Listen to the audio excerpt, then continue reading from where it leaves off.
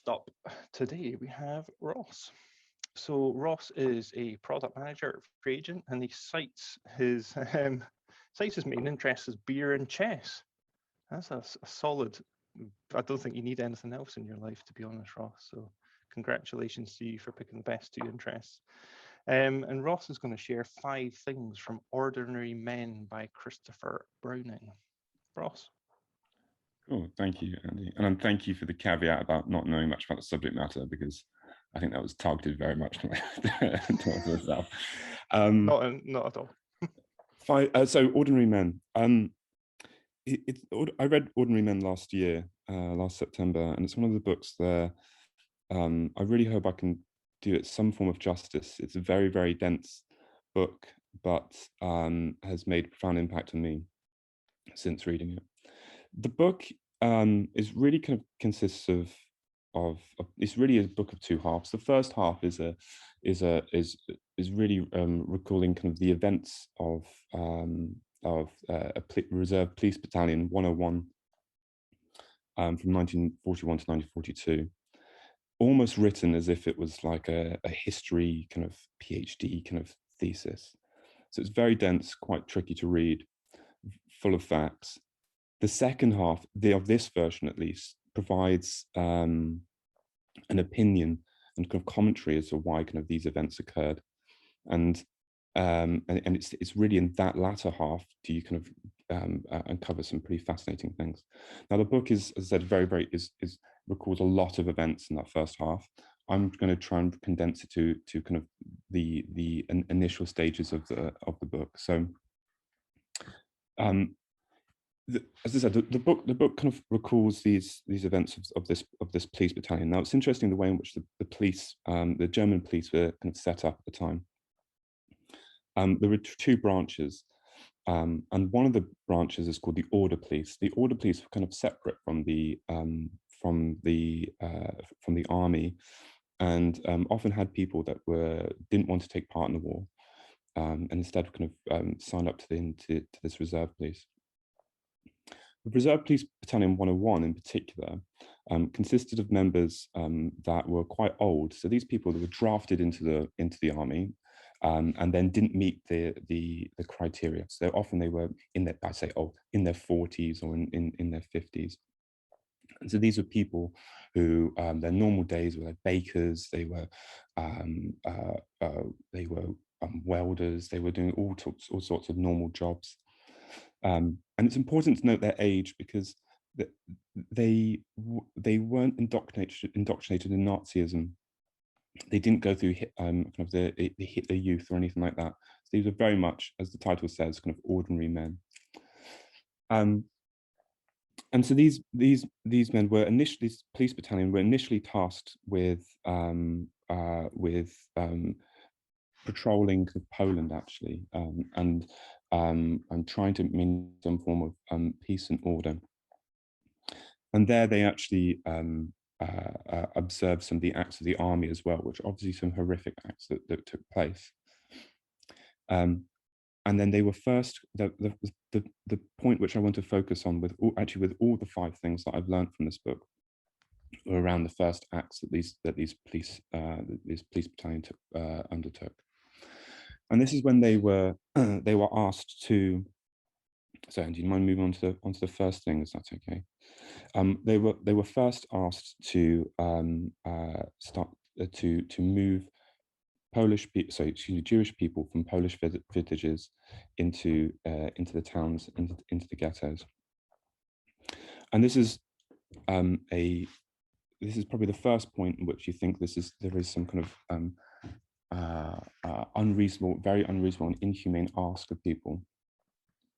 And this is the first thing that I've learned from this book, is that questioning authority is really reasonable and necessary. It's not just for conspiracy theorists, and particularly in this type of climate. I realize this is maybe a controversial statement, but it's very, very important to question authority. Doesn't mean you shouldn't be unreasonable yourself, but questioning some orders that have come from above that in your gut feels wrong should be investigated and should really be thought out first. So as I said, excuse me. So that they, yeah, so they were tasked with moving these people out of these villages. Unfortunately, it was then that their major then gave them an order, and their order had come, as I said, from high up, and it was, you must separate out the men, and the men will go into will go to work camps, but it's the women and children, it's the elderly that you must shoot and kill and execute. And it's interesting that it was tasked to these ordinary people to do these horrific acts. Excuse me, I almost get choked up thinking about it. And it really moves on to the second thing, is that these people were asked to do things in kind of increasingly small rational steps, it appeared at least. And these people, so it started off, as I said, kind of focused on the sick and old, to execute the sick and old, because the reason was that while these people had to be moved, and the most humane thing you could possibly do would be to execute them.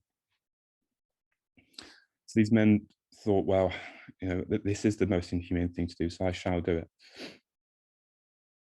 And then it stepped up. It then became, well, you should then execute the younger women, and then execute the children.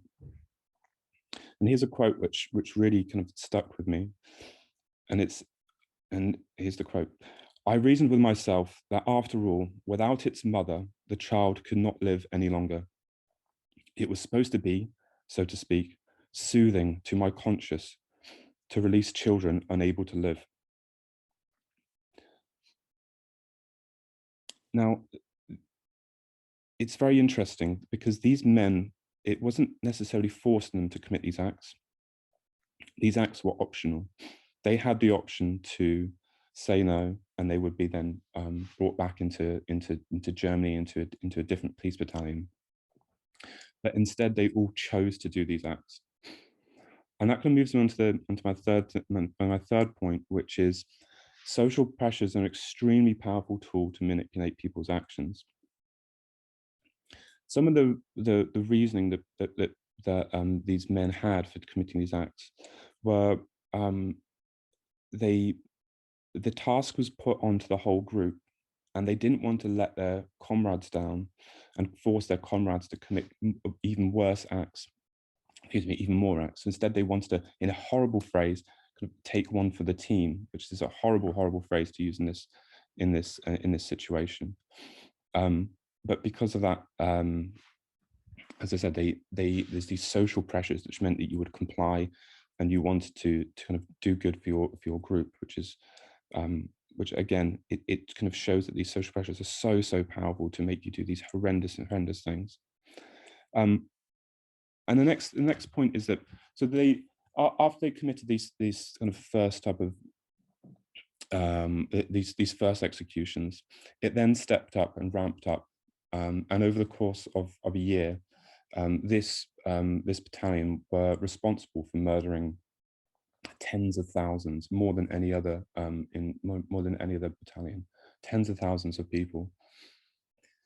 And it's interesting because the first time they killed people, they couldn't sleep. It absolutely tore them up inside. Some people were contemplating suicide. Some people were escaping their own police battalion. But a lot of people, and the vast majority of people, in a horrible way, slept on it. And they post-rationalized it. They gave themselves reasons and justifications on why these things should have taken place. And once you've post-rationalized a horrific act, committing it again becomes a very easy, simple thing to do.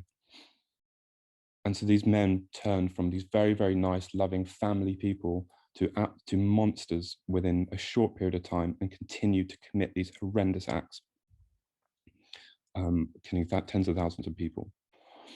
And that really leads me on to my final point. And this is so important. It's knowing that we're all capable of doing these things.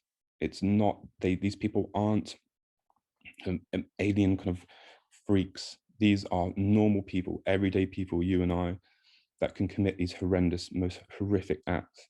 And it's so important that we know that we are capable of doing this, to avoid it, to avoid the events, kind of, anything even remotely similar reoccurring in the future. And so, Andy, that is my 5 things. 5 things!